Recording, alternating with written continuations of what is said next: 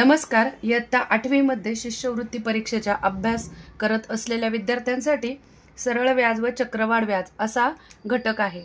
या घटकामध्ये हमखास विचारणारा प्रश्न म्हणजे दशादशे 10 दराने एका रकमेची 5 पट होण्यास किती कालावधी लागेल. म्हणजे या ठिकाणी आपल्याला पट हा शब्द आलेला आहे आणि विचारलेला आहे कालावधी. तर या उदाहरणामध्ये दिलेली माहिती आपली अशी आहे, दर बरोबर 10 आणि पट आहे 5. तर कालावधी म्हणजेच वर्ष विचारलेला आहे. तर इथे फक्त एक सूत्र लक्षात ठेवायचे, ते म्हणजे वर्ष बरोबर पट वजा 1 गुणिले 100 भागिले दर.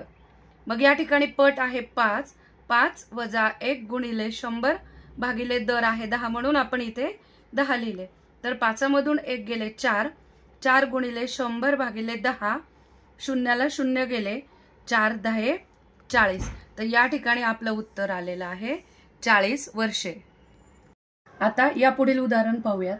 या ठिकाणी 1200 रुपये मुद्दलाची सरळ व्याजाने 6 वर्षात दाम दुप्पट होण्यास दशादशे व्याजाचा दर किती. तर मग सारखंच हे उदाहरण आहे जे मी आत्ता सांगितलं की ज्या ठिकाणी पट हा शब्द येतो त्या ठिकाणी आपल्याला वर्ष बरोबर पट वजा 1 गुणिले 100 भागिले दर आपल्याला हे सूत्र वापरायचं आहे. पण आता या ठिकाणी दिलेली माहिती जर आपण पाहिली तर या ठिकाणी वर्ष दिलेले आहेत 6, पट आहे 2 आणि दर विचारलाय. आणि या अगोदरील उदाहरणामध्ये आपण पाहिलं तर त्या ठिकाणी वर्ष विचारलेलं होतं, म्हणून आपण या ठिकाणी वर्ष गुणिले पट वजा 1 गुणिले 100 भागिले दर हे असं आपण सूत्र घेतलेलं होतं. तर या ठिकाणी फक्त बदल एकच करायचा आहे.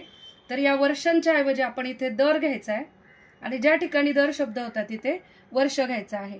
म्हणजेच पट वजा 1 गुणिले 100 भागिले वर्ष केलं तर आपल्याला दर मिळून जाईल. मग या ठिकाणी दुप्पट म्हणजे काय तर 2.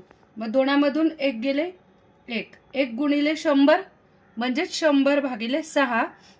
या ठिकाणी हा भागाकार केल्यानंतर आपल्याला उत्तर पूर्णांकामध्ये न मिळता पूर्णांकयुक्त अपूर्णांकामध्ये मिळतं की जे 16.4/6 म्हणजेच पुन्हा बे दुने 4 आणि बे त्रिक 6.